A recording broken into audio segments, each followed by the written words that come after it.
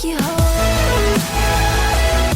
Hello and welcome to the Help My Unbelief podcast, the number one Christian podcast designed for the unbeliever.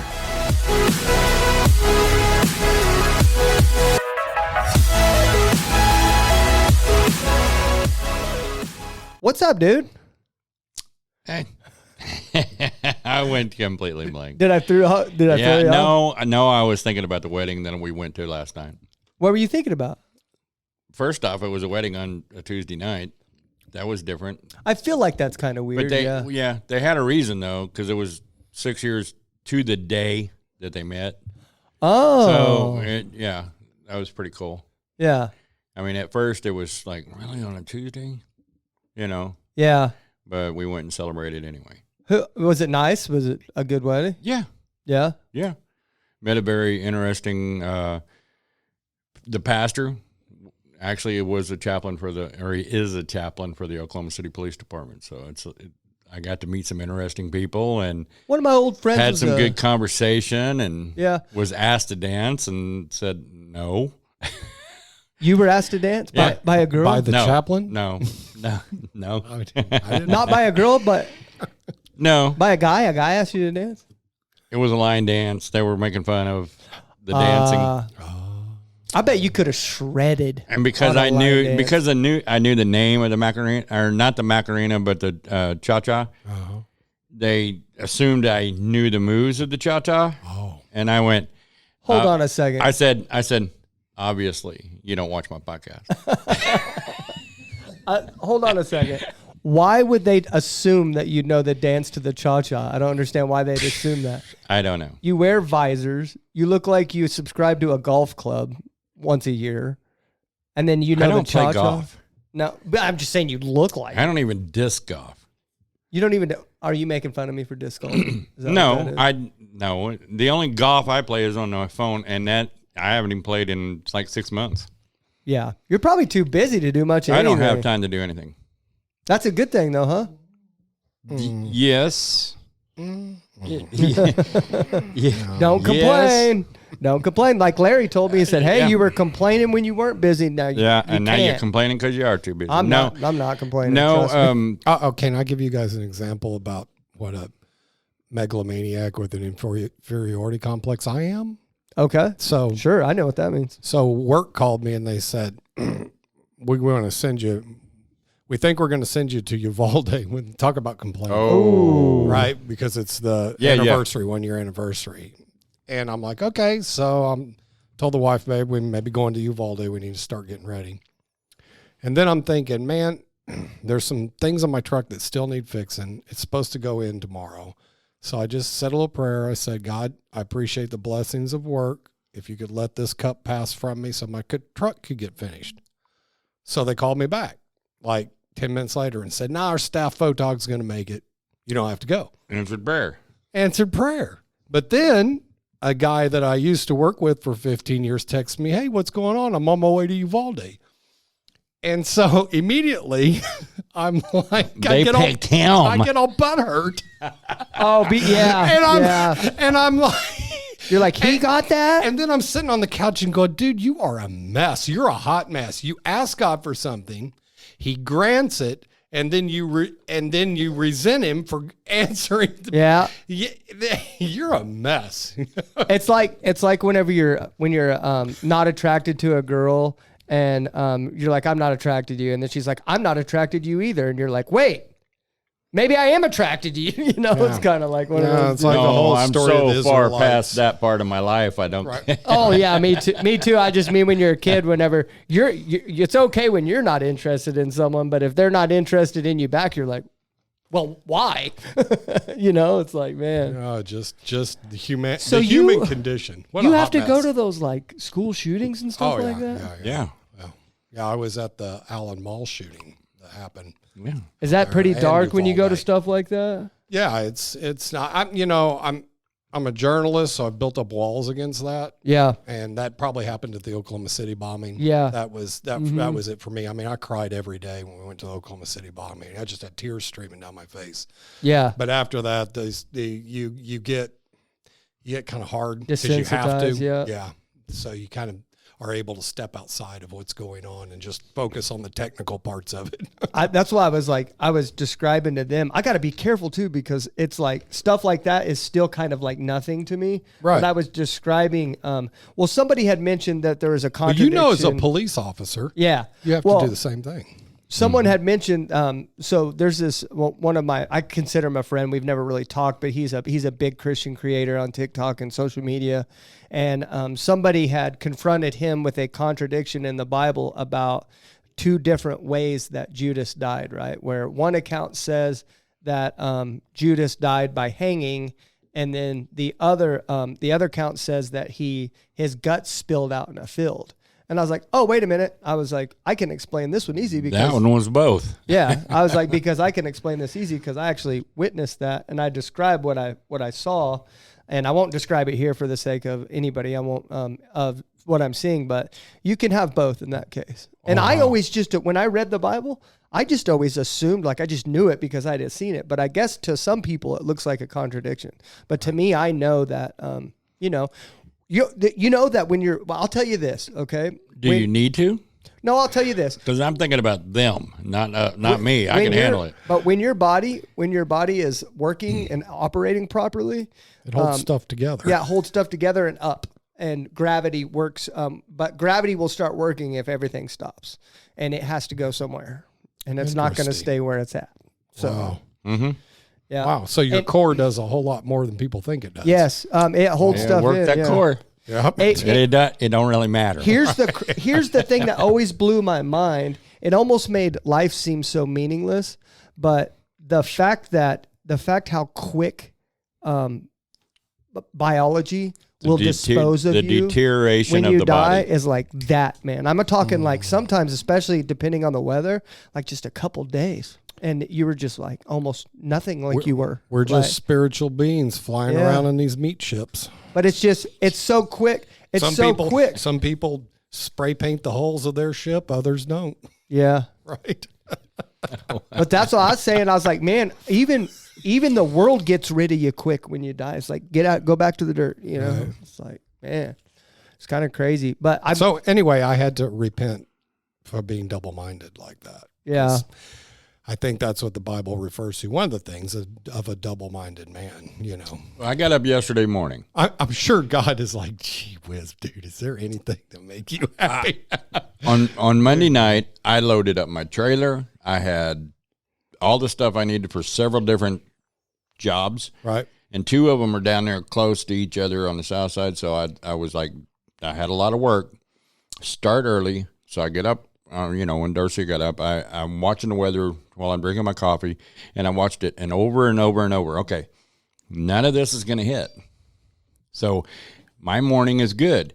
I have to be done before such and such time in the afternoon because I had a wedding last night. So all of it was working, right? I'm thinking I'm on fire, and I'm working by myself. So I'm on fire on this. I go down there. It starts raining. Yeah. It starts raining. The grass is like unbelievably high. Right. Because I haven't been able to make it down there because of the rain. Now, my first thing is pray for rain because then we don't have to water our lawns. Right. The second part of me is like, oh my gosh. Yeah. You're killing me. Right. Lord, I don't want to. Because I remember the drought, where the grass wasn't growing for 4 weeks, right? I went through such a traumatic time over the winter, though, and I was like, literally, trauma is what it was to me. That like I refused to complain. One thing I do notice that's happening right now is ever since I backed myself off that Bible study, and by the way, we are back doing. By the time you see this, we are doing the Bible study again. It's just not me that's doing it. It's a former witch named Indy. She was on the show. She's running it. And also another former witch named Gracie is assisting Indy and do that. But Indy's running it. And that's going to be from now moving forward. You probably won't ever see me on the Bible study again. Well, I will fill in. When they can't make it but it's not going to be very often. So don't get your hopes there. But Indy's far better at it than I am anyway. But one thing I did notice that, like, since I've pulled myself away from that was just one too many like irons in the fire for me. But now since I've pulled myself away from that, some of the same problems resurface in the roofing company. But instead of me going, Gon, why are you doing this? Now it's like, oh, I've got a problem. How can I approach this to fix it? It's not like, why, Gon? Why? It's like, now I'm actually developing game plans on how to get it to switch and not just sitting there going, you son of a... God's gave us our own mind to learn how to tackle that ourselves, but... Gentlemen, he should have been there to watch the video at Ambassadors this morning, huh? Well, that's kind of what Larry was saying. Larry told me see the nodding heads over here? Well, he told me that earlier too. Yeah. So, but yeah, that's one of those things that even though I do believe God is very active in our life every day, every second, and he wants to talk to you, he wants to hear from you, he wants to direct your life. There's still some things that you have to do. Like, you can't just sit there with your thumb in your ear. I was going to say rear end, but that's a different place. You can't sit there with your thumb in your ear and then just hope for the best. God wants you to act. He gave you faculties for a reason. And here's your proof, biblical proof. All right. David already knew he had victory over Goliath, but he still walked to the stream and picked up the stones. He had to, or he would have died. Right. Right. That if he wouldn't have picked up the stone and the slingshot, that what would that giant have done to him? What would Goliath have done to him? God killed him. God always requires something. Us. Yeah. Yes. Yeah. It's like he's a loving father. It's weird, man. Like, I'm just not a very smart individual, to be honest with you. Like, I'm really not. Like, I'm not saying that just to be self-deprecating. I'm finding that out. You're joking. I'm being serious. I'm very. I feel like I have like autism or something, because it's like, which I'm not making fun of people with autism, but I feel like I learn things way slower than other people. Like, I feel like that's an elementary thing to learn, but I'm sitting there, like I said, just waiting for God to do his thing. And no, he's older. I'm older. It's just a life stage thing, man. We've already been through that phase of our life, right? Yeah. I don't know. It comes at a certain point. I'm getting better at it. I still have some of those tendencies. That's just human nature. I mean, read the Old Testament. My goodness, it's just a description of human nature. Here God reveals himself to people, makes a covenant with them. How could they turn against that? And every turn, doubt. You're walking every turn, denial. Yeah, the children of Israel walked around in the desert, wandered in the wilderness for 40 years. Right. On a trip that would have taken, 11 to 17 days. Yeah. Right. But they wandered around for 40 years. Right. Why? And because they couldn't get it and they kept disobeying. Right. And we sit and judge them. That's the biggest thing I got, because I'm reading all of that with my wife.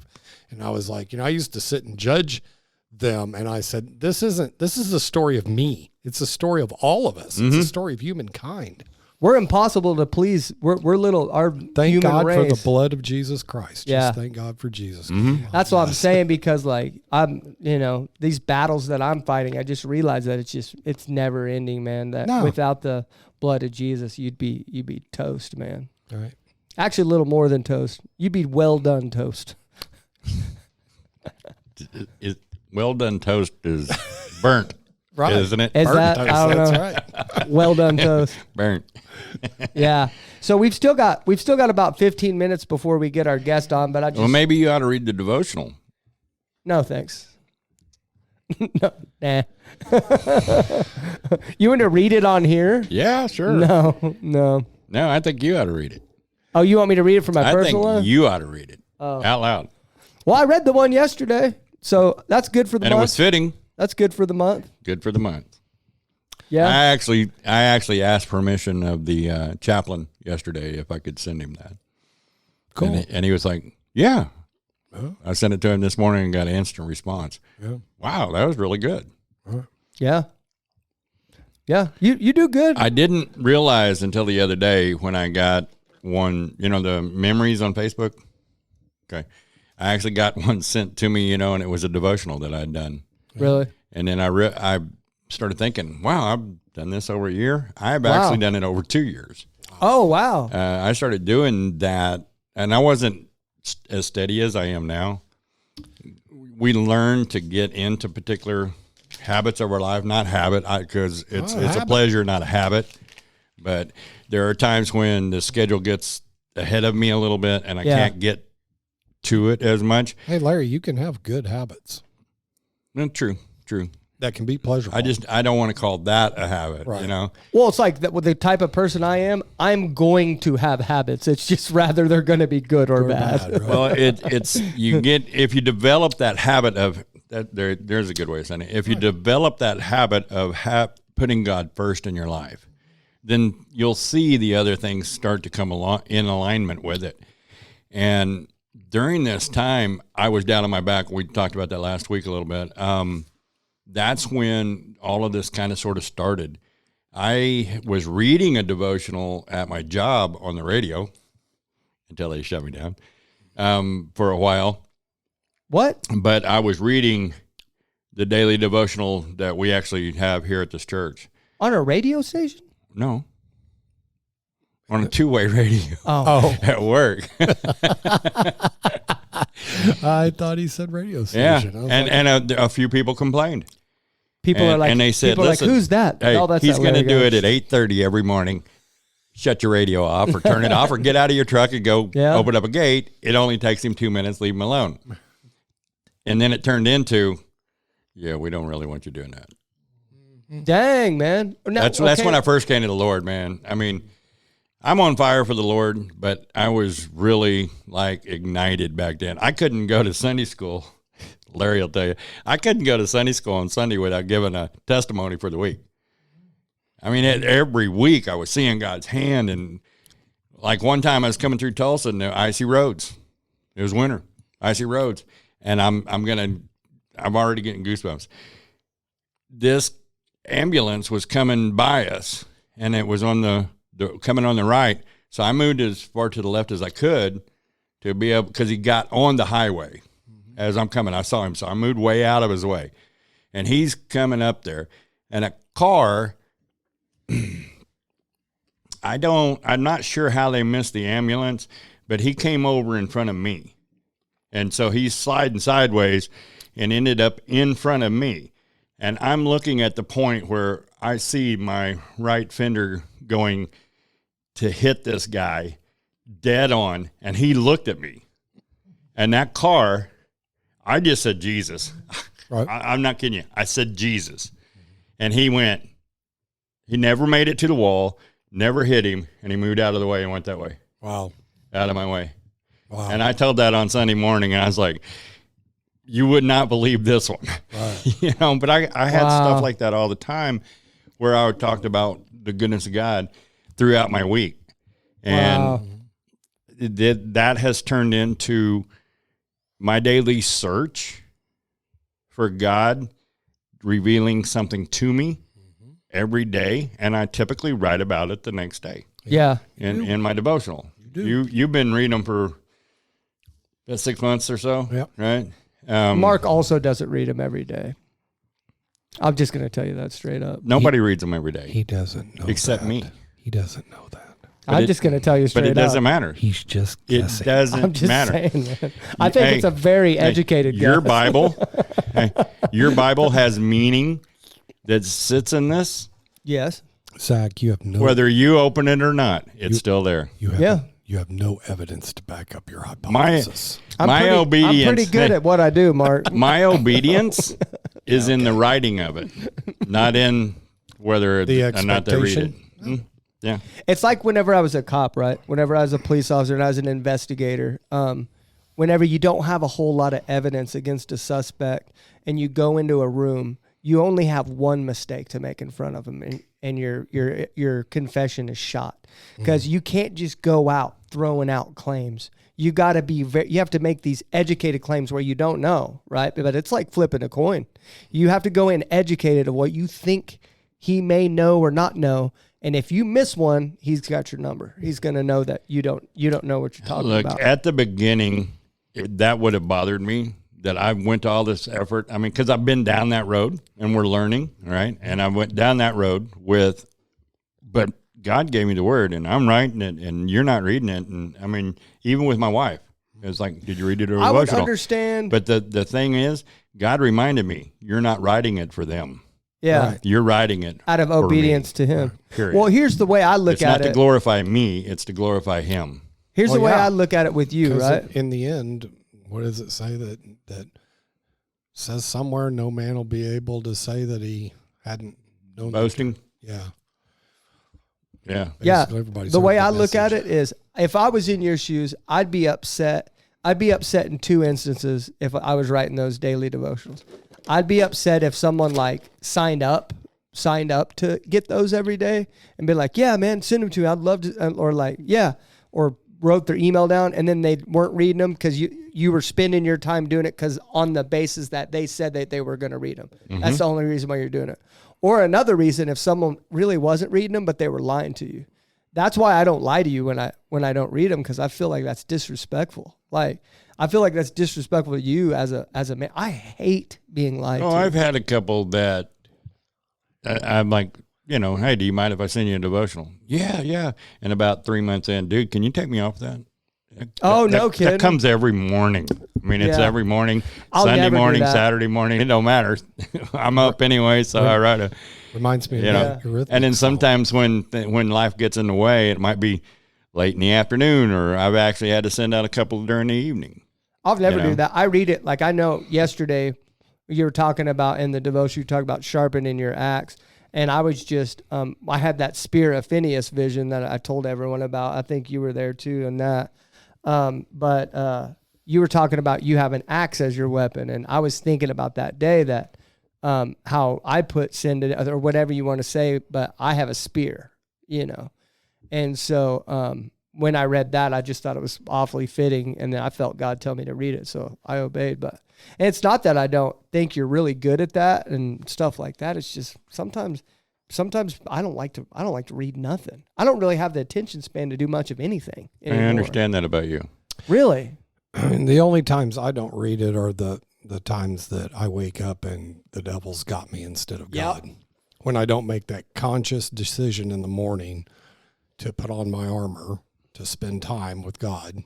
If I make that conscious decision, I read your deal. That's the way I start. If I don't, it's like, oh crap.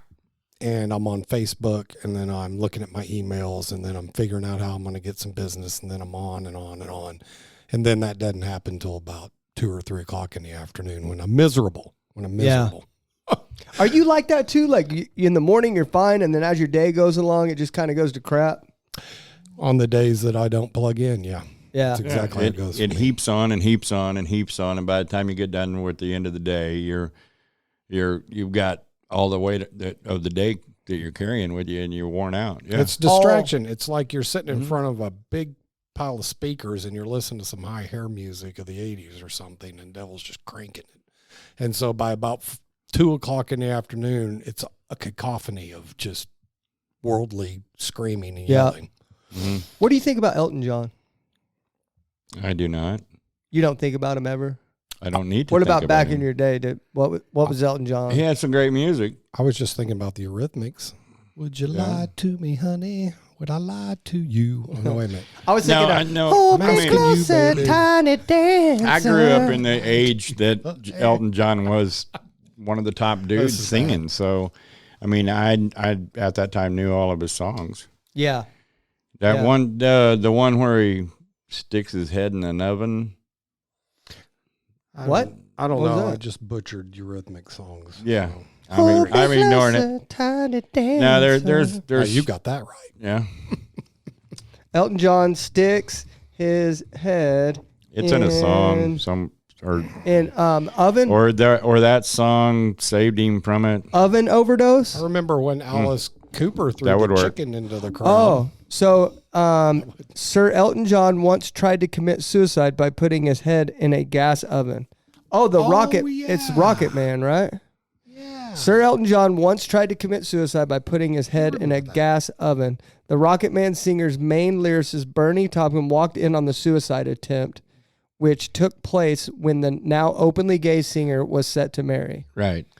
A new Elton biography claims Bernie once walked in on Elton John trying to commit suicide when he was about to marry a woman named Linda Woodrow.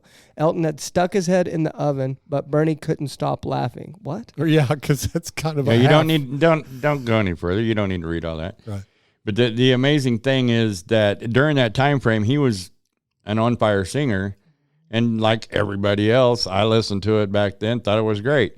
I didn't develop this hatred for the secular music, back then. I went through all of that. Mm-hmm. Now, I can't name a lot of bands, and I didn't have a following. I didn't wear the shirts or any of that stuff because my mom didn't allow that. So it never developed into a habit. But you liked the fog hat. I know you did. Oh, yeah. What's a fog all hat? That Southern. The Blue Oyster Cult. Yeah. All that Southern rock and roll. Yeah. All of it. Yeah. I sit here and I can name a few of those bands as they come up, but my main thing was I couldn't understand a lot of the words. Yeah. And so, you talked about singing the wrong words to several songs and then finding out later I did the same thing. Feeling the lamb. But I preferred bands, and I will say the Eagles, because I could understand the words. And then I liked Huey Lewis when he came out because I liked the accompaniment. I lost that word. You like the horns and stuff because my brother played sax and I played trumpet. So it fit my you think you can still play trumpet? Think you can still rip on it a little bit? No. I mean, I don't know. I could play taps. That's it. Dude, if I brought you a trumpet, would you give a run at it right here online? Would you take a run at it? And play what? I don't care, man. I haven't put a horn to my lips in a very long time. Play that one. So my embouchure is probably quite. I could play that song. What's the Egyptian? Egypt? No, not that one. The one with Steve Martin that he sung. Walk Like an Egyptian? No. Steve Martin? Yeah, Egyptian? Steve Martin, Egyptian song, like 1979, something like that. King Tut. I could play King Tut. Yeah. I could play that on trumpet. I figured that one out real quick. Yeah, my brother's favorite practice song was Pink Panther. Yeah. And of taps course he would probably be easy. So, right. Taps would probably be easy. Yeah. Have you ever played taps? No, and I say it'd probably be easy. First off, you do have to hit there's no fingers on taps. It's all done just through the thing. because that song was developed on a bugle. Okay, which had no which vowels. Is a dog. Had no vowels. All right. So are you sure there's I no didn't say a beagle, I said a bugle. Are you sure there's no finger movement on taps? Yeah. No. He's not sure. C. Okay. Well, then I'm bringing a trumpet. Else. I'm bringing a trumpet. It's all I'm sure because it was developed for the bugle. Right. We're going to have a trumpet off between movement. Larry and Mark. I have a bugle at home. I do have a 7th Army bugle. Type in the comments if you want to see a trumpet off between Mark and Larry. That's not going to happen. What are we talking about? Yeah. But why do we go down these rabbit holes? Because he puts us there every time. Sorry. It's like, oh, rabbit. I don't mean to. It's accident. Oh, man. Should we get to our we guest? Went way down there. Okay. Let's get to our guest. Today we have on Matt Justice, which is an atheist. I met him on TikTok just like I do all the rest of you guys. Also, anybody listening to this, if you're an unbeliever of any kind, or if you don't believe in the same thing that we do, please hit us up at info at helpmyunbelief.org. We are looking for guests. Because I'm not in the Bible study anymore, I'm having a harder time finding guests. So please hit us up there if you're interested in coming on the Help My Unbelief show. But yeah, let's go ahead and get to Matt Justice. How you guys doing today? I'm doing good. How are you? Are you ready to go? Yep. All right. I am. Okay, so you said you've watched a few small clips and stuff like that. So the reason why I asked that, I'm not pressuring you to watch the show or anything. The reason why I asked that, I just kind of go over like what the dichotomy of how the show goes. Did I use that word right? Dichotomy. I think so. We'll know as you give me the definition. All right, everyone's saying no. I just want to be upfront with you. I'm not very smart, but I try to be sometimes. Okay, so we didn't use dichotomy, right? Okay. Dynamic, maybe. Okay, yeah, the nomenclature of the show. Dynamic. Definitely not knowing. Dynamics. Okay. The dynamics. Well, I was trying to use a unique word that you guys didn't give me, so I didn't. So I would seem smart. That's big.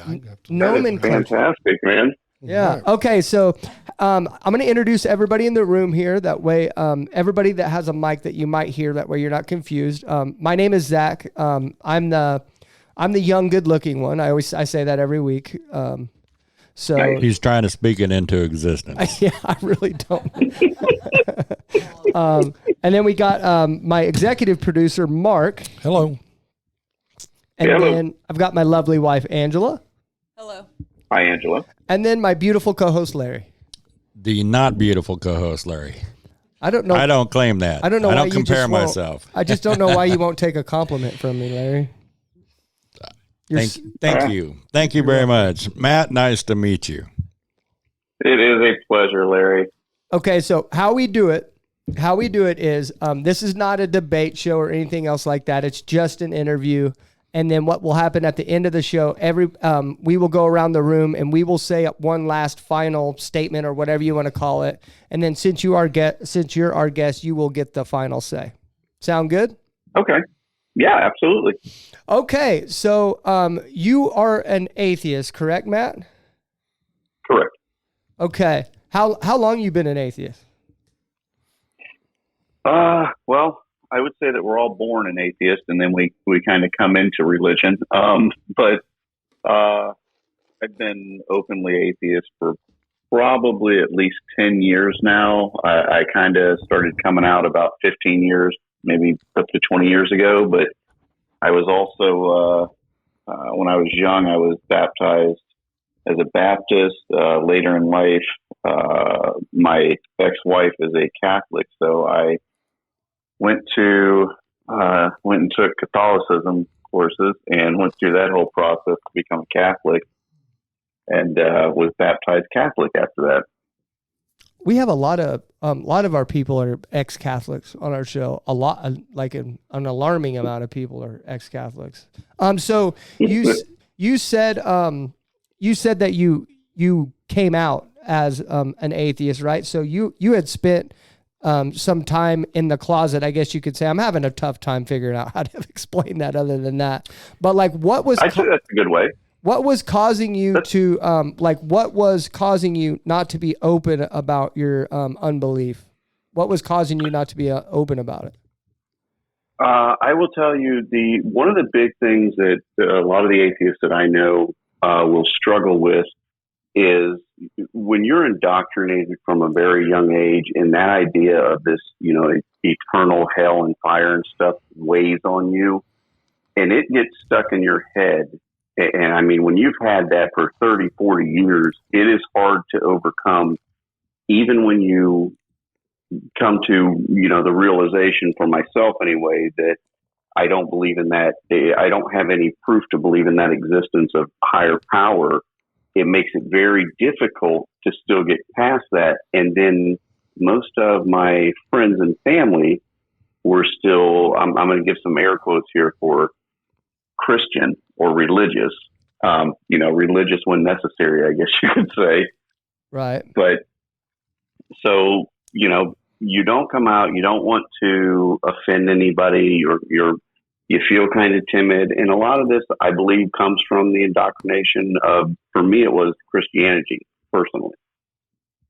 And you don't want to rock the boat per se. You don't want to, it's going to cause an uproar, and you've got to be prepared for that whenever you're ready to do that. Do you still struggle with like fear of hell and like, what if this is right and stuff like that? No, not even a little bit. I actually, I talked to many people, and I kind of walked them through it and kind of helped them to get over that fear and that belief. It's I'll tell you, something else. I don't believe in spirits. I don't believe in ghosts and things like that. But you put me in, a hospital that's been vacant for 30 years at midnight, I'm going to hear stuff all night long. I'm going to be terrified all night long. Yeah. Yeah. So, where are you? So you said your ex-wife, are you remarried? I am. Is she or he? I'm sorry to assume that, but is your current spouse are they atheist as well? My wife is atheist. Yeah. Okay. Was that kind of like tell me if I'm saying this right, presupposition? Was that kind of, or like, was that a prerequisite for you when you were searching for? Not a prerequisite is a good way to put it. It wasn't necessarily a prereq just because of the fact that I find myself to be a very open-minded person. I don't know too many atheists that are not very open-minded because they used to be religious. So we kind of see both sides of things. And I am someone who's going to fight for your right for religion. That's your right according to our government. I think you should have it. But as far as my wife, it just kind of worked out that way. As I said, this was, she and I have been together about 8 years, and about 10 years, I completely came out, and, I don't hide it. I think there's such a stigma that's placed on atheists. The more of us that treat it as everyday life, that it's as normal as anything else, which I believe it's more natural in most things, that you're going to get less stigma. You're going to have less people that kind of give you that look and go, oh, atheist. That's weird. Instead, it seems like more people are going, atheist. No kidding. Can you tell me something? Because I heard this. Is this true?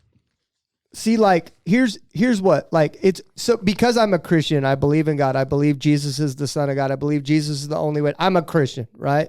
And I get labeled as a person that's not open-minded because of that, right?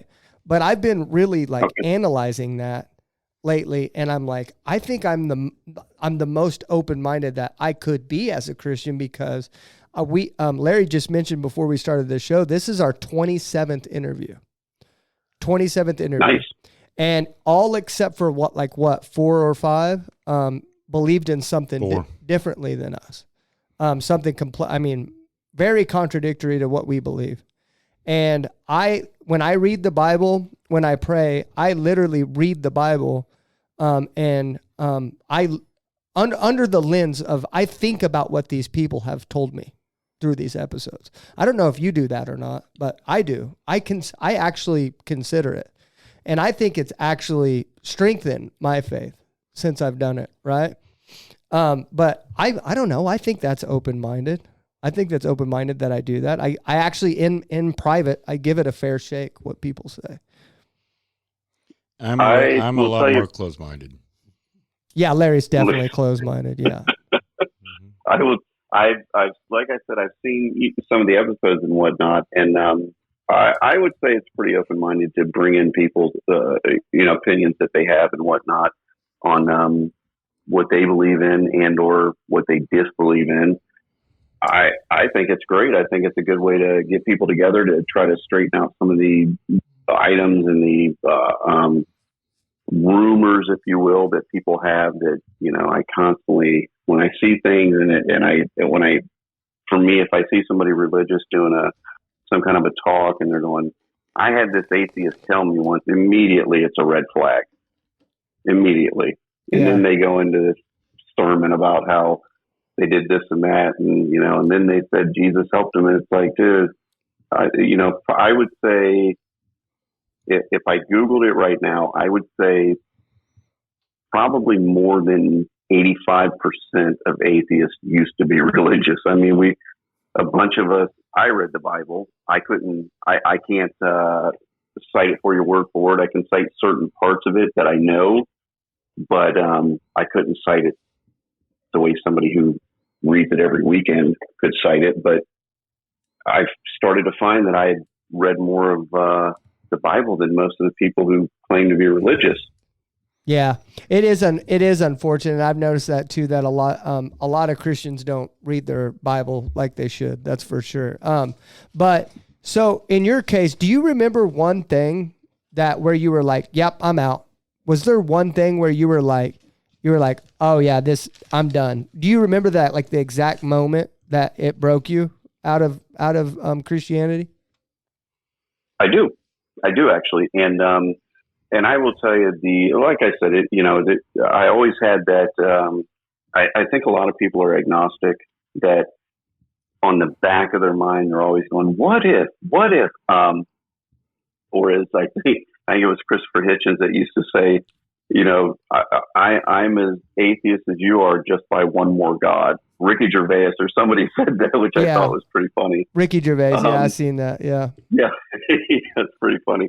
But I do remember, and it, for me, I'd already been at that point where I was like, I kind of felt guilty, like I was actually using religion only for what I needed it for, very selfish, I can't find my keys. Where are my keys? Come on, God, that kind of thing, that's not right. But the one thing that did it is my son, we sent him to a private school. It was a small Christian school.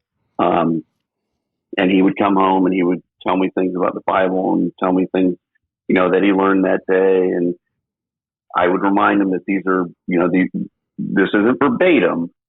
These are just little guides to help keep you going in the right direction. And he came home one day and he said, I guess they had learned something about suicide. And he said, well, if anything ever happened to you, I would just kill myself so I could be with you forever in heaven. And I was like, that's it. I'm out. Wow. So you were kind of teetering on the edge, and that's what set you off, huh? Yeah, I was already, I was pretty much just not out of the closet yet. Yeah. And when he said that I was like, that's it. This is such a destructive, don't get me wrong. I read a lot of good stories in the Bible, but it's just religion is just, in my opinion, destructive, decisive. Do you think Christianity is bad for society? I do. I absolutely do. You think it's harmful? I do. Absolutely. Yeah. Do you have why are you so nice to us? Like you've been nothing but respectful to me.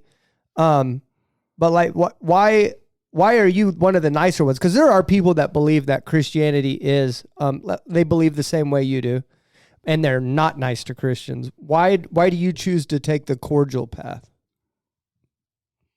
Because we're still human beings. We just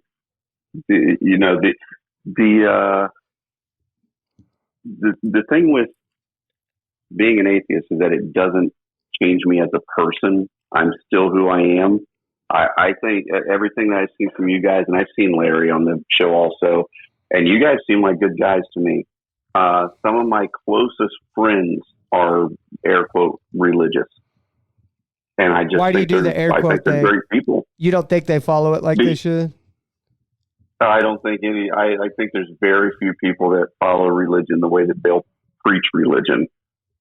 But like, here's my take on that, because I was thinking about this earlier, where I was scrolling across one of our guests that we've had on here before. I won't say who it is, but there's 27 of them, so you can guess. Y'all can guess, but I won't tell you. But I was scrolling. You have a chance of 1 in 27 to get it right. Yeah, but I was scrolling through. I was scrolling through a live today, and I heard him say that.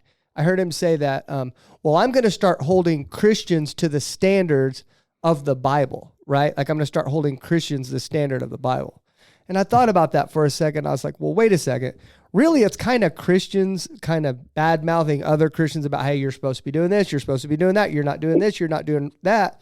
But the way I understand the Bible is that God's standard is perfection. God's standard is perfection. That standard is impossible for us to achieve, and that's why we did need Jesus. So seeing Christians making a ton of mistakes and not following Jesus' example, to me, is biblical. I'm not condoning it in any way, shape, or form, but we're all making mistakes. Where I think the divide has been is that Christians are like, hey, nobody should be making mistakes, and when they do, they get ostracized, when that Christian that's ostracizing the person probably has 45 skeletons in their own closet, right? And then they get busted for those, and then they say, oh, look at them, you know, when the standard of the Bible is perfection, and it's something that we couldn't achieve. And so that's why we did need Jesus. That particular phrase is covered on the Sermon on the Mount, on the Sermon on the Mount.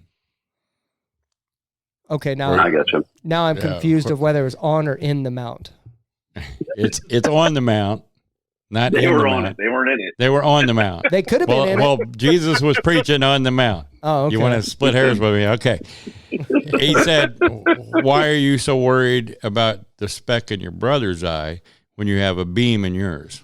Yeah. Or a log or, you know, whatever. In the mount, on the mount. That Gotcha. depends on if you read NIV or whatever the other versions are. But I mean, if you think about it, Jesus, from the time he started his testimony or his work, he was straight at religion, and he was no friend of the construct. well, that's air quote religious. Right. Yeah. That's the whole thing behind it. It's not about religion to me. It's about a relationship with Christ. I think that's what it's Christians, supposed to be about. I think Christians still try very hard to crucify Jesus. Well, they try to crucify each other too. Yeah. Yeah, and they try to put them up there on you- the cross with him. Yeah. You think that, you know, each person compares their self to somebody else, which is amazing because that's the verse I have lined out. But we can't do that. Now, you sin I mean, we differently. can't do that. You sin differently than me. Therefore, I'm better than you. Yeah. And you looked at the disciples; they were always vying for the right seat of Jesus. They were always trying to muscle One in up, there yeah. and one up the other one. And That's what'd he just tell you? human nature. Especially Peter, Larry. And he kept knocking them down, knocking them down. You know. I just want to bring this to the note for all the listeners that think Larry cannot get along with atheists or agnostics. I just want to bring this up that Matt is an atheist, and he did mention that he thinks Larry's a good guy. So, Well, I get along with my brother, and he's agnostic. yeah. Oh, Matt, we interviewed Larry's brother on this show, actually. Oh, nice. Yep. And my sister's an atheist too, and one of my best friends is an atheist as well. So, Matt, if you don't mind, Yeah. how old are you? 53. Okay, so you're right up there, kind of, sort of in the age frame that I am. yeah. Come on, I said Larry. age frame. Okay. No, that's a big frame, bro. That's a All big right. frame. You're the same age group as Mark. There you go. I'm a tad bit older. That's a little more honest. Thank you. Tad bit. There you go. I'm in the next bracket. Next bracket. There you go. Yeah. Yeah, no, because next bracket would be late 50s, and I'm early 60s. Were you going somewhere with that, or are you just going to ask him his age? Y'all had to mess with it on there. I have a question. You mentioned something on there that that a lot of atheists that we talk to, and I do talk to atheists outside of here. It's not like I walk around with a sign on me that says Christians only can talk. So I've had a lot of conversations with people about why they don't believe in God. Mm-hmm. Most of them say because they can't get proof that God exists. Okay. You kind of sort of mentioned that earlier. Correct. Right? Why do you need proof? Right. Why do you need proof? Why do you need proof? Why Well- do you personally, Matt, need proof that God exists? To believe in a deity that's all-knowing, all-being, can do everything, see everything, but yet there's complete contradictions about the exact words that are written in the Bible. To me, proof is belief. Proof is truth. Proof is fact. And I need facts. If I go into a courtroom and I'm trying to prove my innocence, I need facts. If somebody's trying to prove my guilt, they need facts. And that's what it is. And faith is not facts. Faith is basically defined as believing in something with no evidence. Mm-hmm. Faith is. So that doesn't work for me. Okay. You mentioned something about, no, I had it in my head. You interrupted. I lost it. It's my fault. Mm-hmm. On that one, it is. Definitely. Because I had a good counterpoint.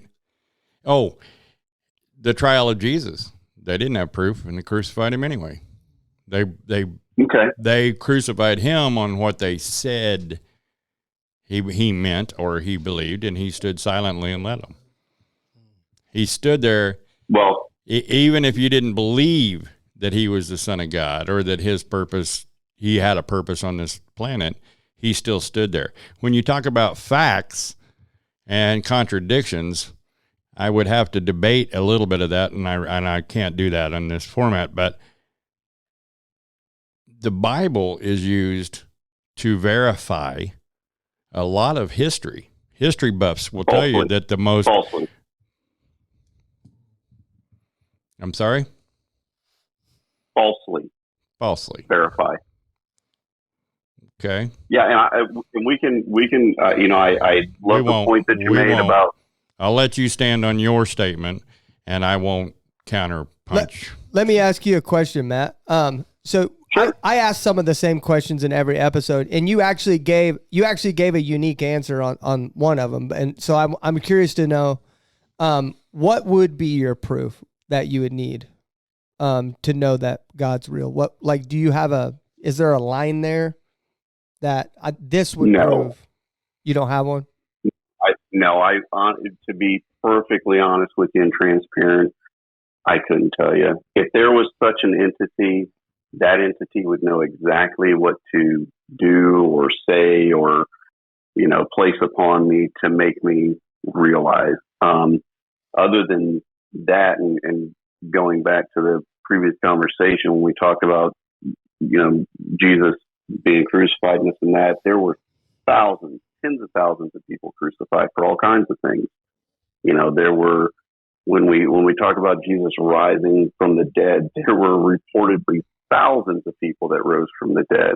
When we talk about facts from the Bible, these are not necessarily facts. There's a lot of falsehood in there. There's a lot of unverified evidence. Well, I wouldn't say evidence, unverified words. We're talking about items very realistically that were handed down from stories, not written, but told stories for decades before they were produced and written down on paper. Just ask yourself this with as many people as I hear talk about, the apostles and or who wrote the Gospels. Well, who wrote the Gospels? Anybody know? Which one are you talking about? Because Mark wrote Mark, Luke wrote Luke. Nope. John wrote John. Nope. Yes, it did. That's incorrect. Yes, he did. That is incorrect. Nobody knows who wrote the Gospels. So you have proof of that? I have proof of that. We can. Have you ever watched the movie called A Case for Christ? No. Okay. It's written by a former atheist. That's okay. That's what movies are for, entertainment. But I can tell you, it takes just a little bit of research, and you'll find that there are no verified authors for the gospel. Do you believe? I agree with what he's saying here. This is called subjective reasoning, and you will find what you want to believe. And exactly. You will build your construct, and for whatever reason, he's made his choice. It sounds like he wants to believe that there is no purpose, there is no design, there is no, I heard sometime somebody saying religion is for man to make sense of his world and the universe. And makes sense to me that there is an ultimate power that created. Just look at my hand. I look at the fact that we're not still mutating and walking out of the jungle, monkeys into humans. I look at the Well, let me ask, you mentioned that. Let me ask you, do you believe in, are you new Earth? Are you old Earth? Do you believe the Earth is more than 6,000 years old? I don't know. I was raised as Seventh-day Adventist, so they are the 6,000-year-old Earth people. For me, I don't need to know. I don't really care. That's how I am. Because the Bible makes all different kinds of variations of time. He states that God stands outside of time. Yeah, 1,000 years is one year to God, and 1 year is 1,000. 1 day. 1,000 years is like a day is like 1,000 years, meaning that God, the construct of time was developed by him when he created. That's when, so he stands outside of all that, and I don't have to get my head around that, because the cool thing is, for me in my walk with Christ, is I know for sure that he exists. I've talked to him. He's talked to me. He's delivered me from many, many hopeless states of mind and body. And I've seen his power work in my life. Therefore, there's nobody that can tell me he doesn't exist. He exists for me. And I just see so much misery in this world. And it all seems to be people that are, excuse this phrase, but laying around intellectually masturbating and it going nowhere. And people wonder why they're miserable. They're angry. The society's crumbling. You know, I believe we were all encoded with an innate, undeniable genetic desire to know God, to know our Creator and have a relationship with him. At least that's what's happened for me. It's the only peace that I've ever found. Now I have that. Before I was just looking, I went down all those roads. And none of them, I just couldn't find any peace there. So, you know, once again, who can argue a mother man's God? We can sit here and laugh at each other or say, oh my goodness, that's crazy. But how do you, we have these debates sometimes. And so I think it's interesting. I mean, how do you debate this? Or you don't debate it, so how do you learn about it? And if it's contrary, you just sit there and wonder, and I hope that you can't prove nothing. We can't prove. That's why I said, like, Matt, we'll never be able to prove to you that God. Well, that's why I was going to ask you this. When you were in the church and stuff like that, did you have any like spiritual or anything that you thought was a spiritual experience whenever you were? Sure. Can you? Sure. What was the main one? I would, it's funny, because was that Larry that was talking? No, it was Mark. It was Larry. Sorry. This Mark. Okay. Everything that it was Larry. As Mark was, okay. So everything that was being said to me, it sounded like so much projection. So to go to the idea that, if you want to believe something, you're going to find the things that help you to believe it. And that's very much what I did. When I was in the church, I can remember coming home at 8:30 at night from work, driving an hour to get home, and stopping at this little local old Roman Catholic church to pray to the Virgin Mary, and it would make me feel better, and I'd go home and I'd feel better about it. Nothing changed. It's praying is the equivalent of meditating, in my opinion. And there is no proof of any gods. That's really the bottom line.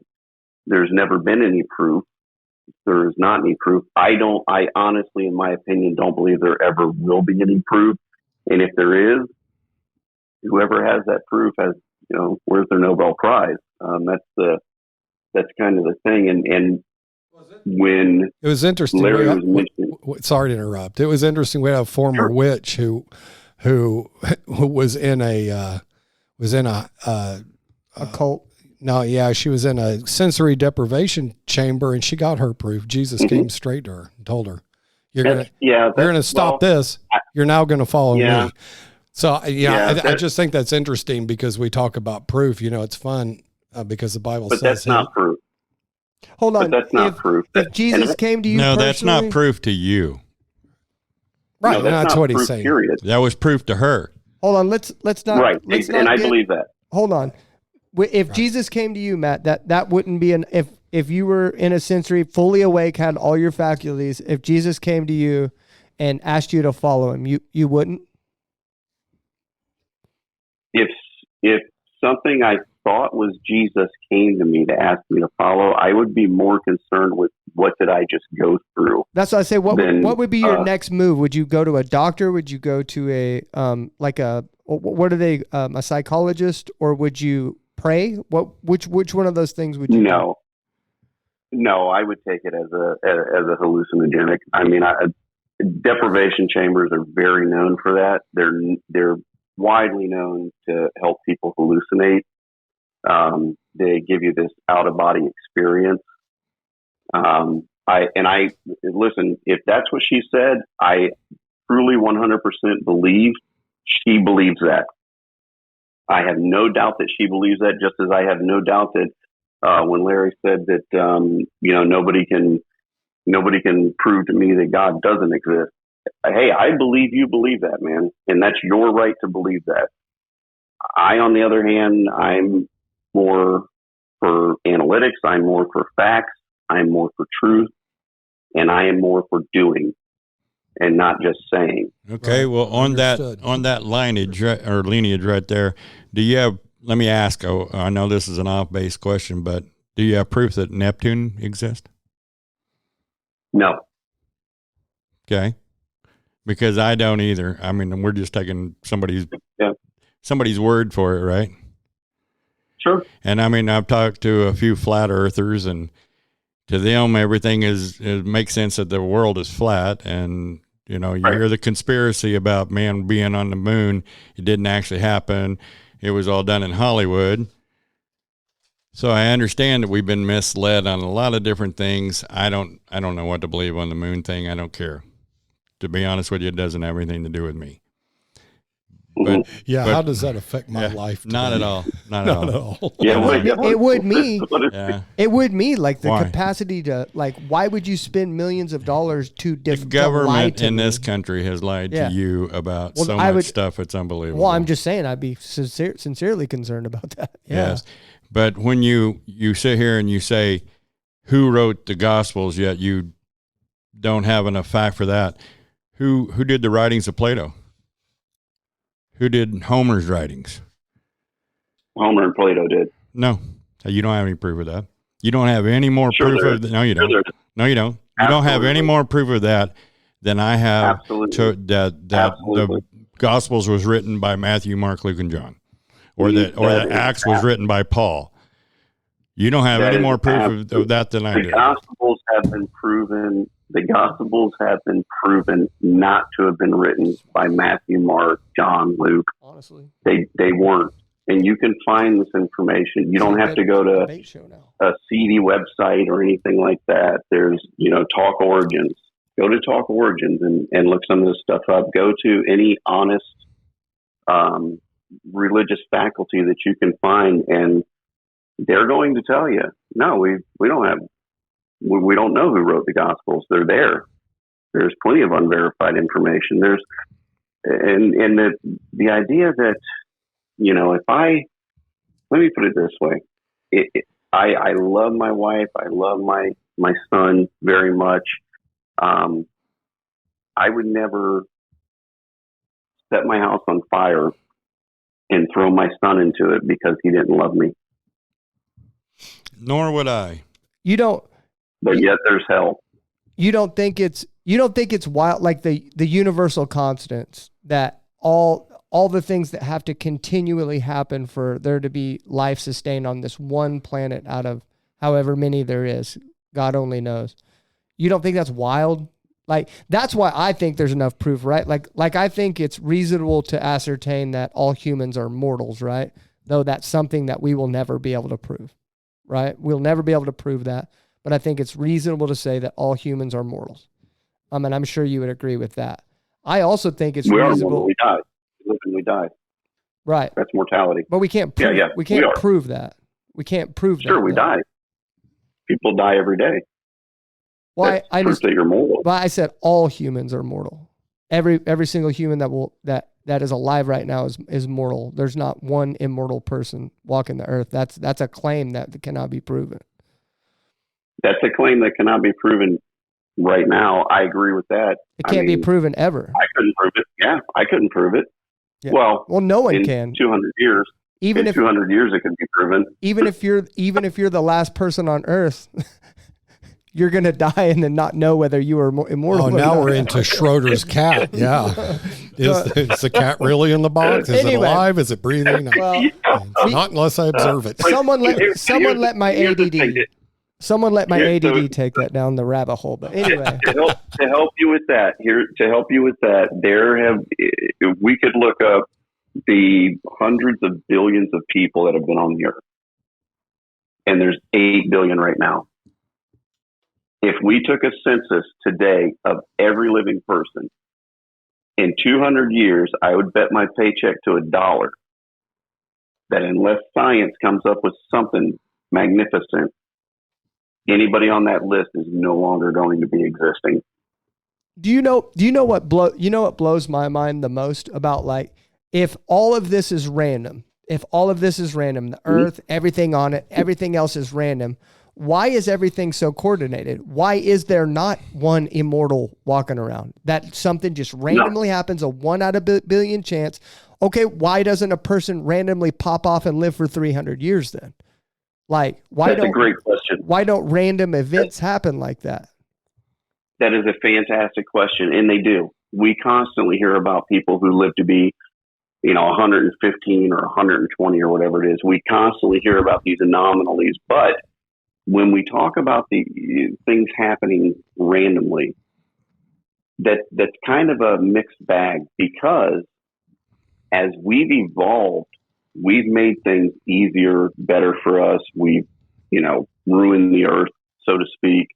A few more billion people, where most of us probably won't be here. Our water's deplenishing. It goes back to the old adage about a puddle suddenly waking up and saying, "Oh, look at this hole I'm in. It fits me perfectly. That must have been made specifically for me." It's not. We've evolved to this. The earth is not this great subtle place where we live in peace and harmony. Man, there's hurricanes and tornadoes and tsunamis and, there's earthquakes. I mean, volcanoes going off. It is not this great soft place that, this Eden, if you will. It's just not. And I don't, when I mention evolution, we're a branch off of a tree. We're a cousin of a cousin of a cousin to an ape somewhere down the line. In your opinion? In my opinion. There is no proof of that. There absolutely is. No, there's not. There's never been a fossil at all found that shows a mix between species. Where's the missing? You're not going to see it. See, this is why I asked about the. Even Darwin discounted it because of the lack of that information. I'm not Darwin. I'm Matt. So we're going to talk to Matt. So I understand that, but you're using Darwin's theory. When we talk about, and what is Darwin's theory? His theory was of evolution, that we're cousins of cousins. Elaborate. Right. And we can find DNA from plants and flowers in our DNA. So, this is factual. I have another question. No, you can't. Well, let me just evolve back this, because either you don't want to agree because you don't want to lose your position, or you just have not taken the time to actually study these things because you're disagreeing with me. Full-blown debate is what this is. No, we're not debating. We're discussing. Give me a break. We're not debating. Come on. So here's the thing. So the reason I ask about about what you believe in as far as how long the earth has been around, there's said to be between mankind, as far as, actually getting up and walking Neanderthals or Cro-Magnons, whatever, between 100 and 200,000 years. So let's say 100,000 years. The thing that people really have a hard time with is how long 100,000 years actually is. What happens in 100,000 years? Look at your iPhone in front of you now and tell me what that iPhone did 15 years ago, 20 years ago. The advancement is so incredible. It is just ridiculous. If we took and stretched our arms and we went from the tip of one finger to the tip of the other finger, and we said, okay, just for giggles, we're going to say that this was the Big Bang, and this is where we are now, from tip to tip.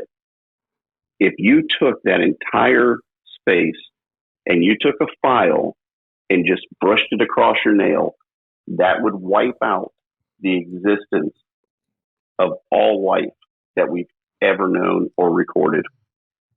That's how time works. That's how minimal we are.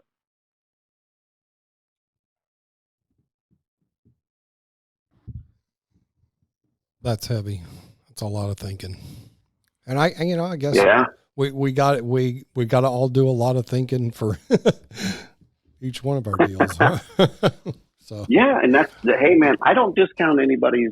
Listen, if what you believe is what you believe, and it helps you and makes you happy, I think it's great. I think AA is great for people who are having substance abuse. So you're not you're not of the atheist crowd of tear it all down.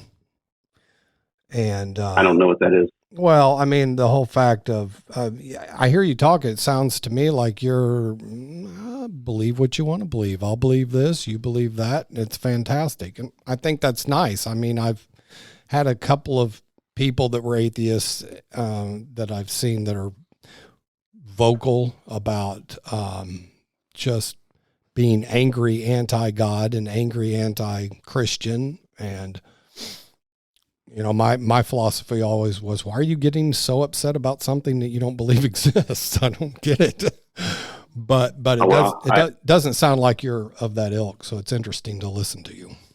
I heard him say that he thinks Christianity is harmful. I did hear him say that.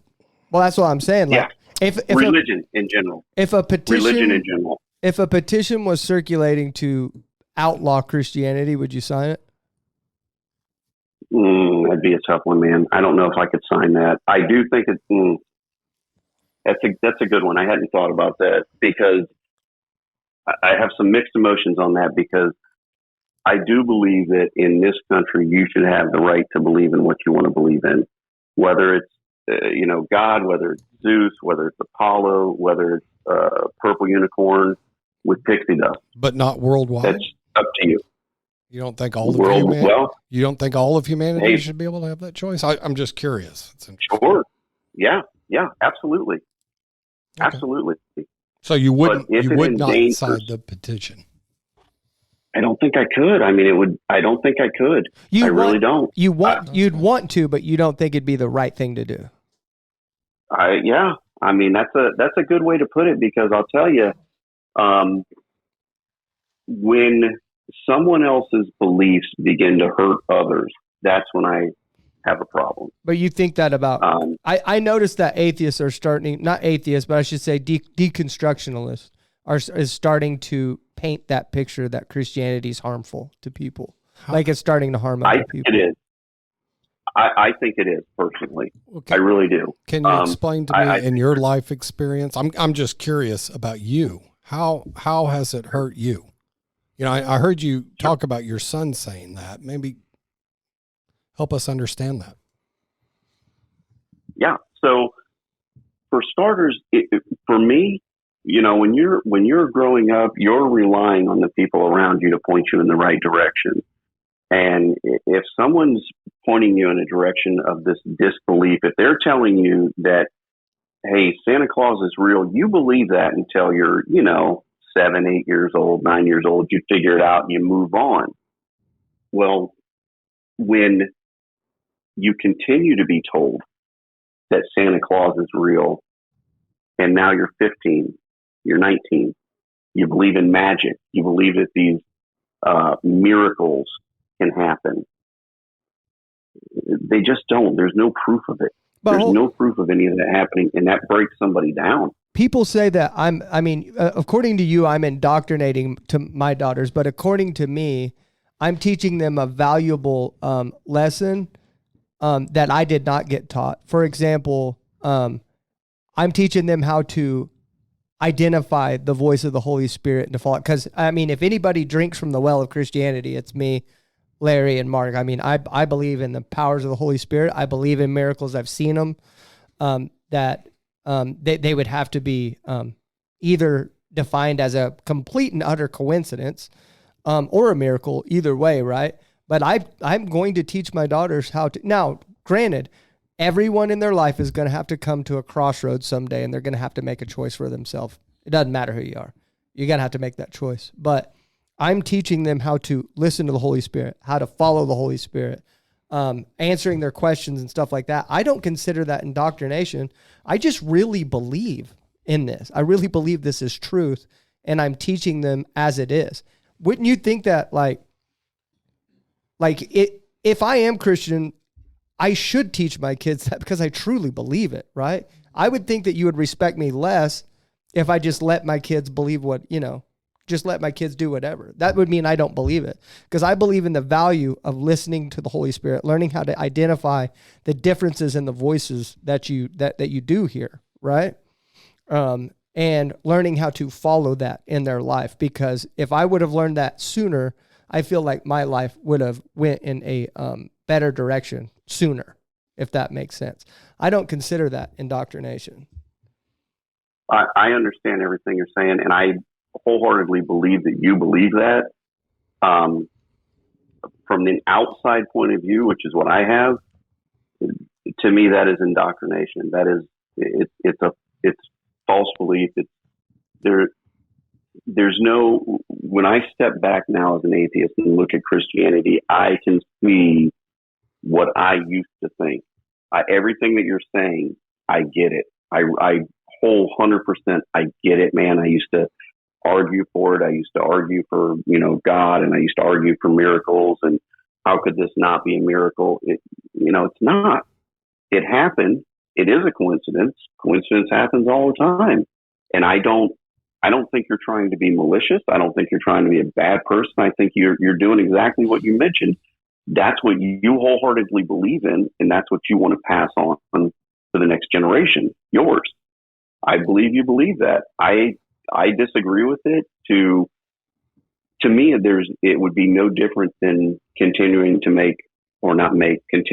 to have a child believe in Santa Claus their entire life. Well, I get the same as you. The same as you. I get why people don't believe too, because I've struggled with my own amount of disbelief. Like, you've got people like Larry that will literally fight someone on the street if they don't believe, right? And you got someone like me that I've been there, man. I've been there, so I understand why people don't believe. But that's why I feel like getting together and just showing love to one another and showing that it's still possible. I feel like that's the main goal, because I know that nothing that we say in here is going to convince you that God exists. And I know that nothing that you say, that nothing you say is going to convince us that God doesn't exist, right? So the whole point. I just got you on the time. Didn't I just get you deep on the time? No, not me. I have ADD, bro. I'm gonna have to listen to that when I edit it. I checked out. Mark, listen though. Listen, man. I am telling you, man. When I actually started to look at, in my opinion, reality and thinking, okay, yeah, because I would listen to people go, hey, man, if we came from monkeys, which that's not the case. If we came from monkeys, why are there still monkeys? That's my question. Know. Why is there still? Well, let me answer it like this: why do we still have ribs? If we have women, why do we still have dirt? If we had Adam, it's the same thing. I'm gonna share something with you that's highly embarrassing, but I'm gonna share this with you. It was less than a year ago that I found out that men and women actually have the same amount of ribs. Imagine that, right? Seriously. I was like, what? Yeah. That's crazy, man. It was like less than a year ago. That's how dumb I am. I'm telling you guys, I am not smart. I keep telling you guys this. Okay, we have a guest in studio. His name's Lyndall, and he has a question for you. He's got a mic. He wants to ask you a question. Sure.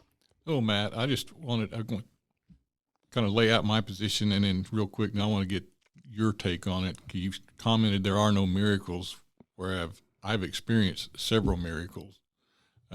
I've had doctors tell me I was going to die 4 times, yet I'm still here. So, science has no explanation. There is no proof, but, I have it on paper where I used to be a diabetic. Science tells you diabetic can't be cured. Diabetics don't heal. I had foot surgery. They wanted to cut off my leg. I still have all my toes. And the big fear was the reason they wanted to take off so much is because diabetics don't heal. But after being told I was a diabetic and would have that the rest of my life, I was healed of it and have been without any type of diabetic medication for 8 years.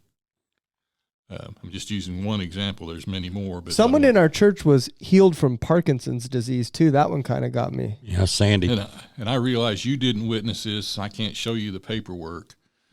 But my point is there's, hundreds of thousands of people that claim miracles.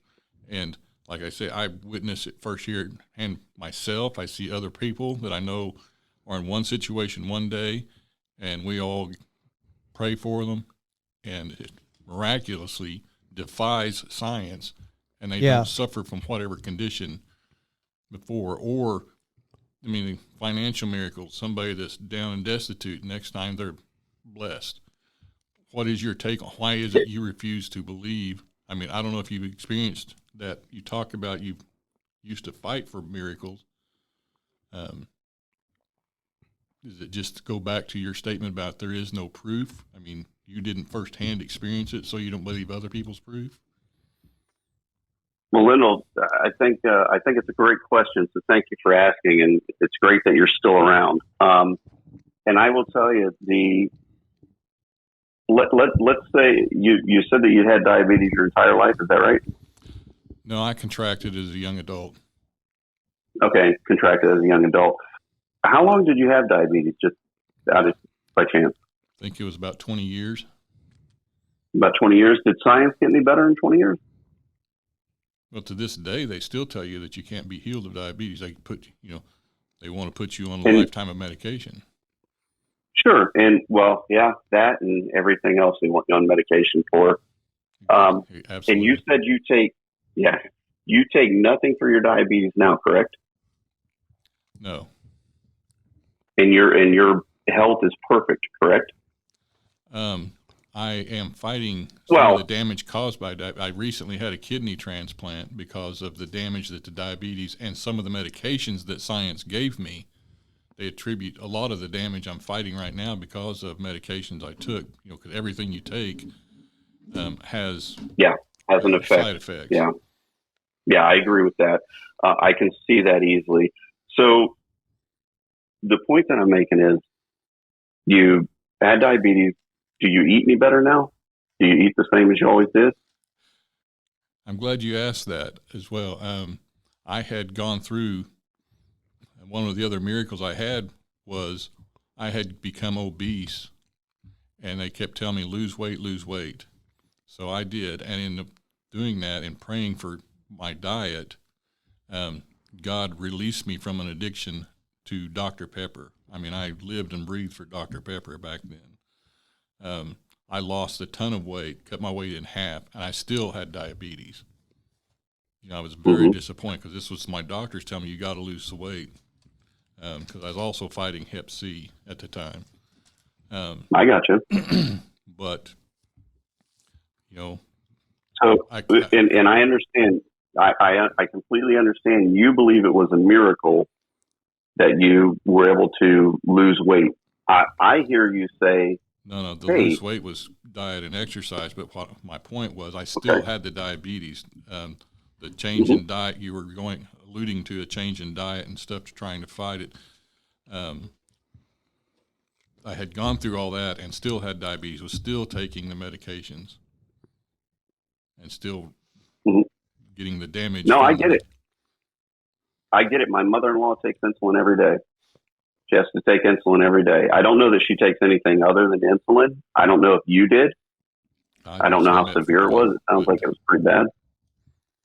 I was on metformin, and it's famous for causing damage to your legs. Well, here's my logical standpoint from all this miracle stuff, right? And miracles is like one of my favorite part. There's one in the church that I talk about multiple times in this podcast, and I'll just mention it again because it's one of these things where it can only be one thing or the other. But there's this woman that came to a women's conference that we have every year at Discovery Church. It's called Brave, okay? And she came here with cancer in her stomach somewhere, I think. And a group of women, we believe in laying hands on and touching and praying and stuff like that. And this group of women came over and touched her and started praying. And about that time, she felt a pop in her belly. And she just kind of said, oh. And they said, what happened? She said, I just felt a pop in my belly. And they prayed and prayed and prayed. Well, anyway, she went back to her doctor that next week, and she was completely cured from cancer. And when I look at something like that, I go, okay. I look at things logically as well. I'm like, okay, well, wait a second. What could have possibly been happening here? It's one of three things, right?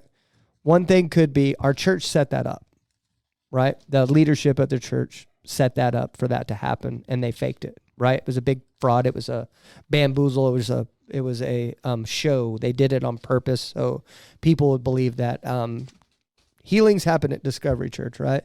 And I look at that from my experience in law enforcement and stuff like that. I start to think that people can't really, especially a secret of that magnitude, people cannot keep that hush hush. Someone's going to spill the beans.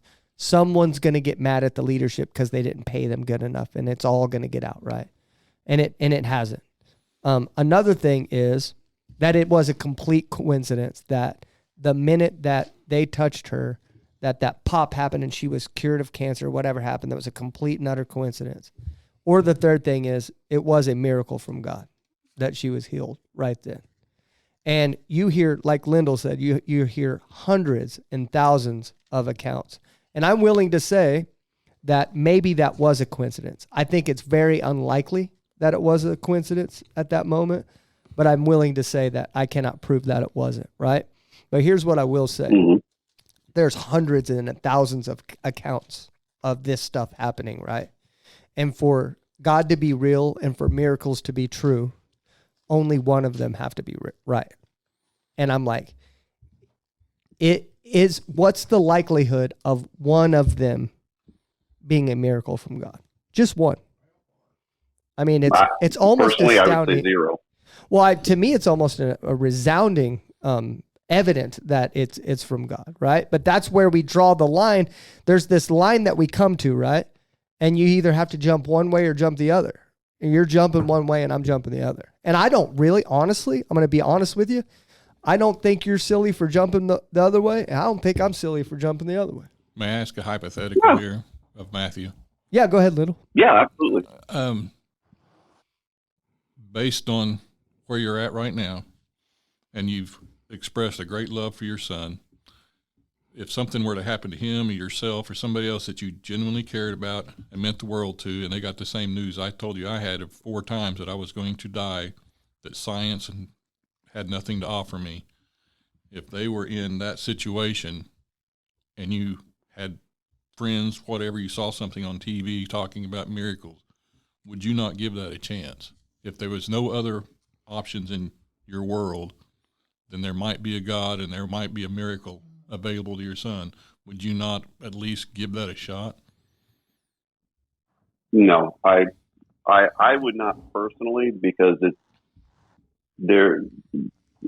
like God, miracles has never been proven. There's actually been studies from colleges that have taken a blind study of 100 people or whatever the number is, and half of them would tell them to pray for one thing, and the other half they would just wish for it, and the numbers are exactly the same. Sounds like something they do in Berkeley. yeah. There's absolutely no proof of it, and I understand the point of what you're saying, and it's great for heartstrings, because anybody who does believe it would be like, oh, this heartless jerk wouldn't, aim for a miracle for his kid. And I don't, the same way that I would not, to me, that's the same thing as somebody saying, hey, listen, if you just pray to this flying purple unicorn, it will come down and it will heal your son. And that's what to me, that's what that is. Well, to me, you wouldn't be a very good atheist. You wouldn't be a very good. You're not a real atheist. Just like me, if I was not teaching my kids how to follow the Holy Spirit and listen to the voice of the Holy Spirit, I'm not a real Christian. And so, if you were going to look for a miracle, you're not a real atheist. You're not a true atheist, right? So, like I said, I hope you respect me more for following what I believe to a T, and I at least want you to. I want you to be intellectually honest. I want you to be honest about your beliefs as well. And I think your answer, your son, even though there probably are listeners that say that it was heartless, I think it's consistent with what you're saying during this show. So I appreciate that. Okay, we're at 1 hour and 34 minutes, so we need to go. We're going to do the rounds, Matt, that I talked about in the beginning. Okay. All right, Mark. Who am I talking to here? Matt. His name's right. Matt. I meant that figuratively, because Matt's door is closed. Right? Yeah. And so I guess I'm talking to the other people out here. I don't know. It's very interesting. I don't know that I could ever find peace there. In fact, I know I couldn't. I believe Matt has found something that evidently he says works for him, and I got to believe take him at his word for that. That certainly wasn't my story. I'm trying to live life under my own self-propulsion. Didn't work out very well for me at all, and I'm just glad there's a loving God out there, and I'm thankful for Jesus Christ and the relationship I have with him. I guess that's it. Amen. Anybody over there? Lyndall or Angela? No. Nope. Okay. Larry? Matt, thank you for coming on. Yeah, thanks, Matt. Sure. May I please read the last two verses of John? That's completely up to you, bud. He reads a Bible verse every show. It's a tradition. Yeah, it's John 21, 24 and 25. This is the disciple. Who wrote John? Huh? He said, "Who wrote John?" Come on, Matt. You said you'd let him read it. Do not, No? Stop that. do not fire him back up again, Okay, please, now- for the love of God. I'm going to answer that question. God dang it. I'm going to answer that question for you. John 21, 24. This is the disciple who testifies to these things, who wrote them down. We know that his testimony is true. Oh, okay. Jesus did many other things as well. If every one of them were written down, I suppose that even the whole world would not have room for the books that would to be written. Oh, so you read the Bible verse that's proving that John wrote John. Gotcha. Have a blessed day. You know what you're doing, Matt, don't you? You know Larry gets fired up easy, and that's what he did. Okay. All right. So I'll say my parting phrase. We got to find a better way to what we call these things. We just call it the round usually. But Matt, thanks for coming on, man. I appreciate you being respectful and honest and truthful about your beliefs. I got what, Mark, would you say you have peace? Complete and utter peace? Did you say Mark or Matt? Matt. I'm saying Matt. Matt. Yeah, because Yes. Mark says he found peace in Jesus. Would you say you do have peace? Oh, yeah, absolutely. I mean, as much as I can, I suppose, Right. to the best of my knowledge, yes. Okay. Well, I appreciate you coming on, and I appreciate we generally are able to have very respectful conversations, and I respect another one from you. And thank you for taking your time out of your day to spend with us. And at least when we're honest, I mean, those things are really hard to hear when you hear someone that thinks that Christianity, that they may or may not sign the petition to outlaw Christianity. Those things are very hard to hear. They cause emotions in people that make them act a different way. It makes me feel uncomfortable too, but I think they're all important to hear. I don't quite know what to do with the feelings that I have right now, but I imagine we'll figure it out. But it's just one of those things that that I think we as a Christianity needs to hear these things about where society, and I think more and more and more people are starting to think that way, and I think we need to hear it. So I appreciate you being honest with us about that. And if you ever need anything, you know how to get a hold of me, man. And I don't mean like anything like, prayer or anything like that. But I just mean like, if you need anything like man to man, human to human, let me know. Sure. And the floor is yours, brother. Well, I appreciate you guys having me on. I think I found it to be productive. I'm not within arm's reach of Larry, so he can't grab a hold of me. So that was also a plus. But I will say one of the things that I've learned, and believe me, if I'm saying something, it's just that's the way I feel about it. I'm not going to go out of my way to try to offend somebody or hurt somebody's feelings or anything. So if that happened at any point, it was not intentional, and I would absolutely be a man and apologize to somebody. Having said that, here's one of the big differences to me, and if you guys had just 30 seconds to respond, I'd love to hear it. When I think of atheism and I think of religion, the difference is this to me. If somebody religious is driving down the street in the rain and they see somebody changing the tire, they'll say, I'll pray for them.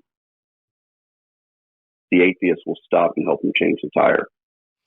Faith without works is dead faith. The person that says they'll pray for the person that's hungry but does nothing to feed them, they're not following their religion. They're not following their religion. So, and I'm actually I'm not quoting a Bible verse, but that's actually faith without works is dead. I'm paraphrasing a Bible verse that it says that Jesus says that, like, if you see a widow that's in need of food and you say God bless her, but you don't actually give her food, then that means nothing in our worldview. There you go. So now I get what you're saying. A lot of atheists and people that we speak about how Christians act, and they are valid in thinking that way because that's how a lot of human beings act. A lot of human beings are not okay people, and a lot of Christians don't follow what they do. But our Bible that we believe in, that we do our best to follow, says that would not be okay either.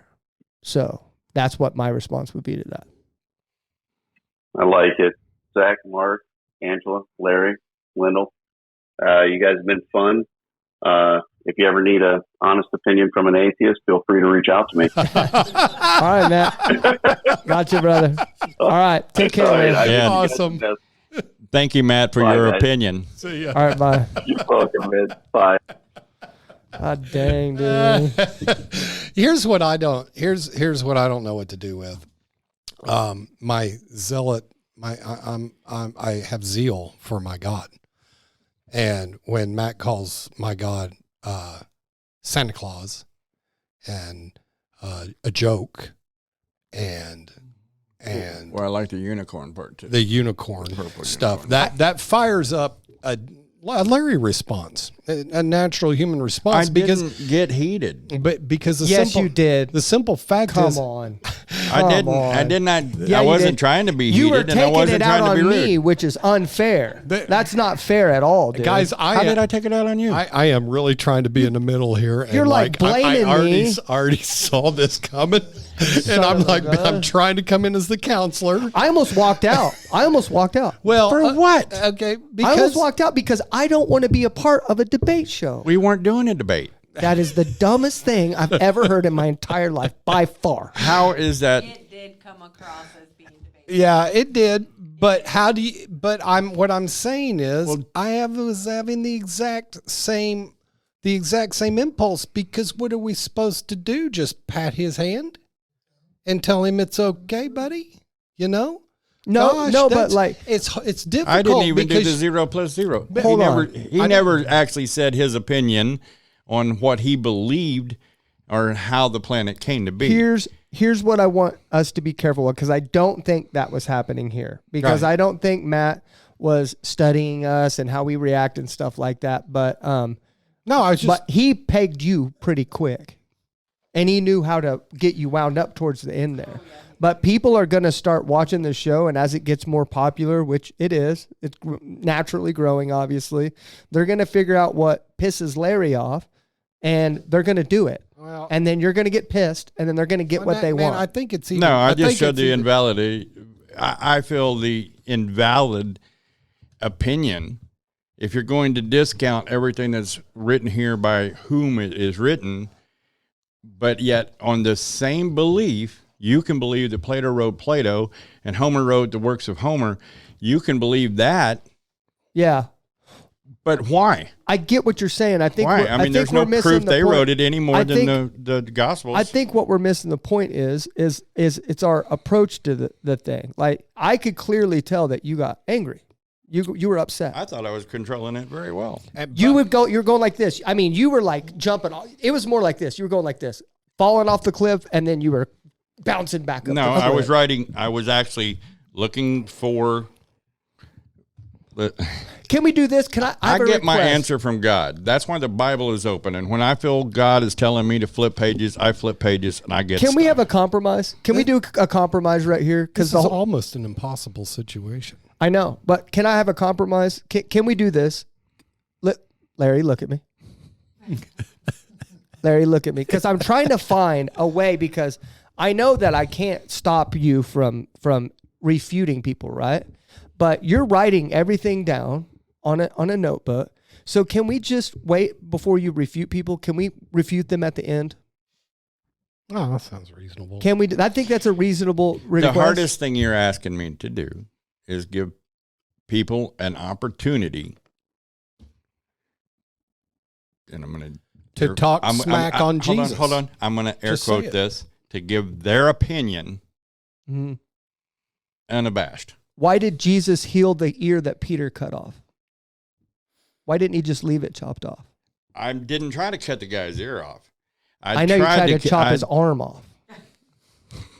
That was not my intention. Answer my question. It was not my intention. I mean, at least he actually answered a good answer on the Neptune question. I mean, because if you don't believe anything else, then why are you believing something else that you can't believe in? So, hey, at least I respected that. What did Jesus call? I'm not calling you this, but what did Jesus call Peter whenever Jesus was going to go to? What does Proverbs say? A man is that don't believe in God. You're not letting me talk. I don't think you respect me.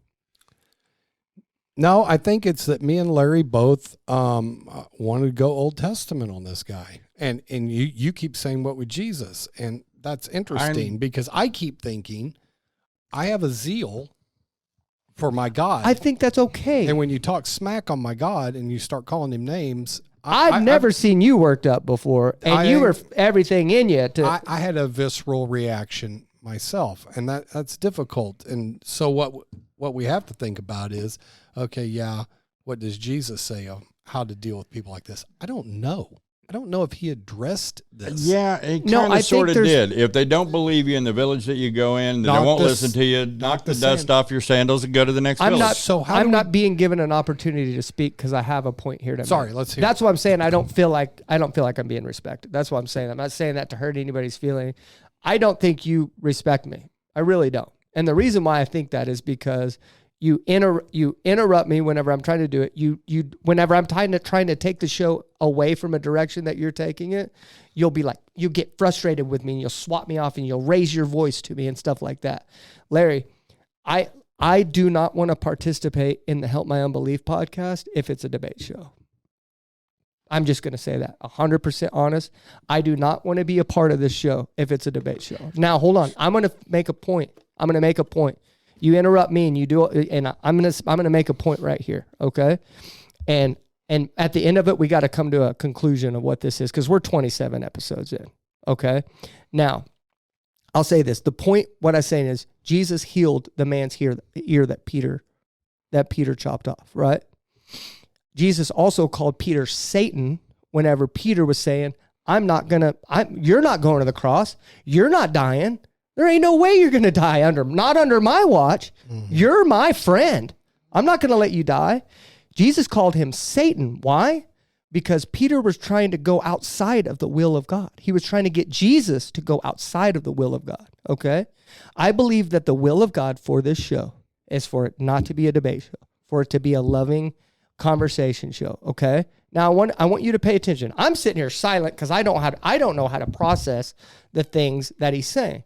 But I think a good example of what to do is how Mark handled it.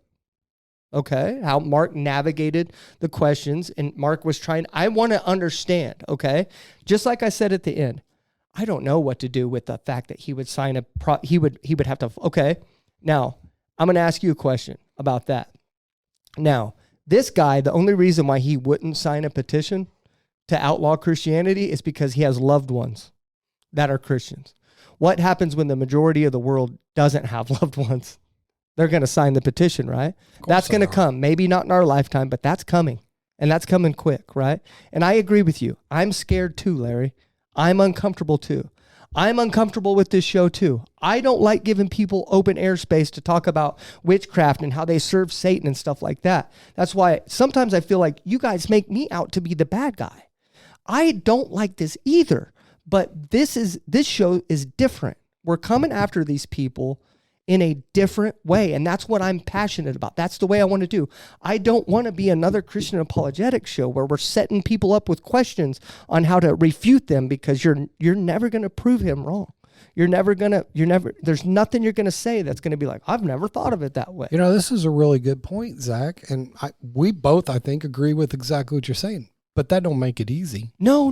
That's why I don't make it easy. That's why I'm trying to make a compromise with you, because I understand it's hard. I understand it's probably easier for me. It's more natural. I defend you in private all the time about like, hey, listen, like everybody talks about how poised I am and stuff like this on the show. It's just the way I am. You actually have to fight these things off. So you're way stronger than I am in that regards, right? So all I'm asking is for a little bit of a compromise. It's just, start doing it at the end of the show.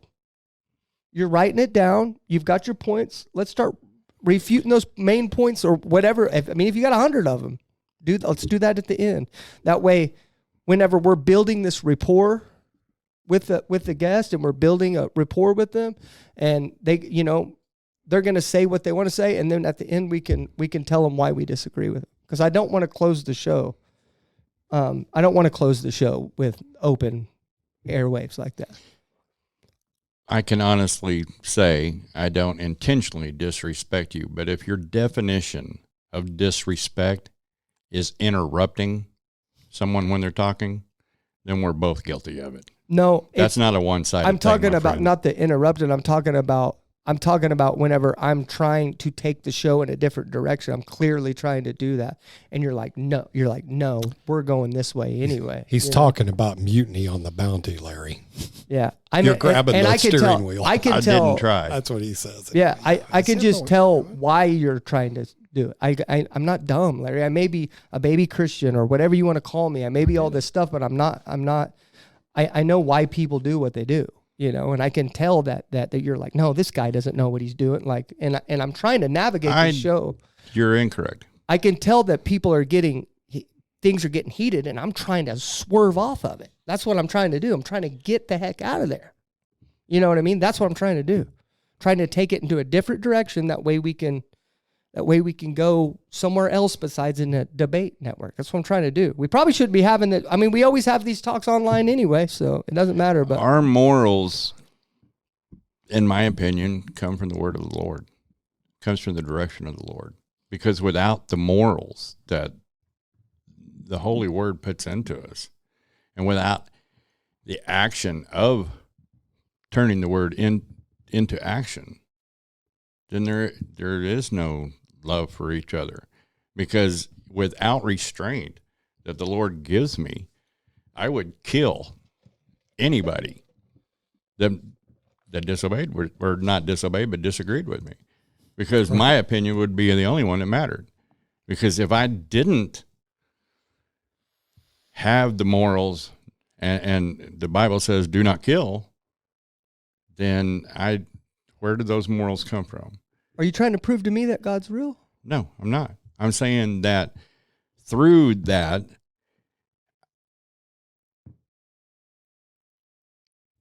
you want me to sit here and I ask simple questions, trying to figure out what to ask, but I'm not supposed to ask questions? I'm a little confused right now.